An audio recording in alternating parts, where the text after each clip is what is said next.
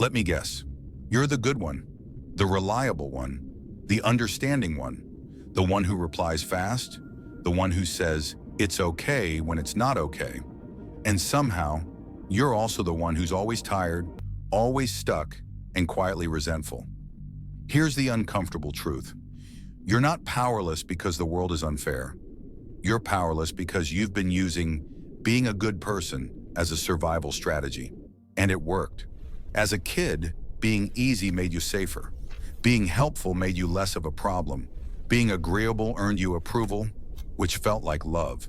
So your nervous system learned a rule. If I'm good, I get to belong. But adulthood doesn't reward goodness. It rewards clarity.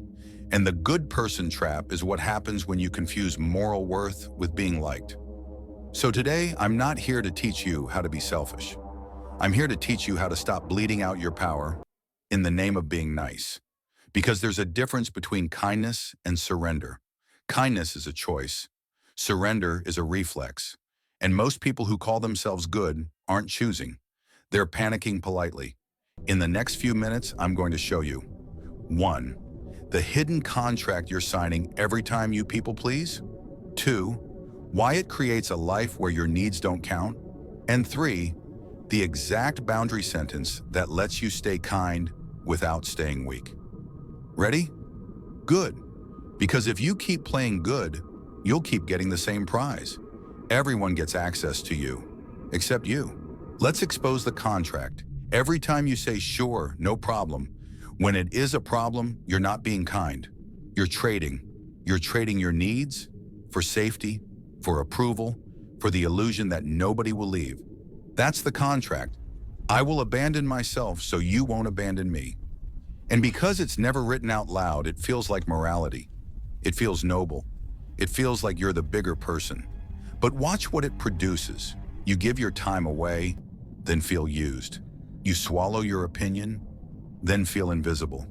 You say yes, then hate the person you said yes to. And the worst part?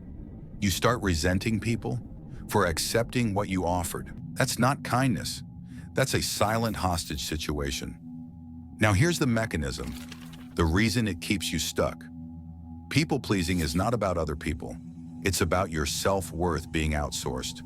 Outsourced to your boss's mood, your partner's validation, your family's expectations, the internet's applause. So you become an employee of other people's emotions. Unpaid, on call, no benefits. Congratulations. And society loves this version of you because you're convenient. Schools reward the quiet kid. Workplaces reward the employee who goes above and beyond. Families reward the child who doesn't need anything. So you don't learn boundaries. You learn performance. You learn, if I'm low maintenance, I'm lovable. But low maintenance doesn't mean mature. It often means trained. And here's the cruel twist. The better you get at being good, the more the world tests how available you are. Not because people are evil, because your behavior teaches them a rule.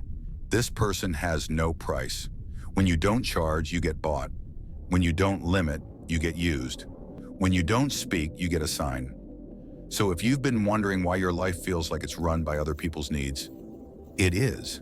Not because you're weak, because you're loyal to a contract you never agreed to consciously. Let's break it. Now, some of you are thinking, but I am a good person. I don't want to become cold. Relax. This isn't about becoming cold. It's about becoming honest. The good person trap has 3 masks. If you recognize yourself, don't get defensive. Get free. Mask 1, the saint. You help, you give, you sacrifice. And you secretly expect people to read your mind and repay you. When they don't, you smile and punish them emotionally later. Mask 2, the peacekeeper. You avoid conflict like it's a disease. You'd rather feel disrespected than feel tension. So you swallow your truth and call it maturity. Mask 3, the loyal one. You stay too long. You forgive too fast. You keep investing in people who keep showing you the same behavior. Because leaving feels like betrayal. Here's what all 3 masks have in common. They don't come from love. They come from fear. Fear of rejection, fear of being called selfish, fear of losing your identity as the good one. And that's why you feel powerless. Because your power would require you to tolerate something you hate, disapproval. Power is not domination. Power is the ability to act without needing permission. And the good person trap is basically you saying, I won't act unless everyone feels good about it. Do you see the problem? If your morality depends on being liked, then anyone can control you by withholding approval.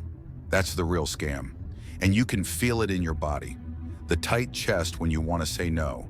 The stomach drop when someone is disappointed. The instant urge to explain yourself like you're on trial. That's not conscience. That's conditioning. So let's replace it with something real. Not be nice, but be clean. Clean communication, clean boundaries, clean choices. Because your kindness without boundaries isn't kindness. It's an open door. And open doors don't stay peaceful. They get raided. So let's install the sentence that changes everything. Here's the boundary sentence. Copy it, use it. Let it offend whoever benefits from your silence. I care about you, and I'm not available for that. What I can do is X. That's it. 3 parts. Warmth, limit, option, not an apology, not a 10-minute TED Talk, not a court defense. Because explanations are where the trap lives. The good person will say, I'm so sorry, and then you hand them a lever to pull you back in. A powerful person says, no, and stays present for the discomfort. So let's make this practical. This week, do the micro no challenge. Day 1, say, let me think about it, instead of an instant yes. Day 2, decline one request without giving a reason. Day 3, ask for what you want in a small way. Can you handle that today? Day 4, when guilt hits, don't obey it. Name it. That's my training.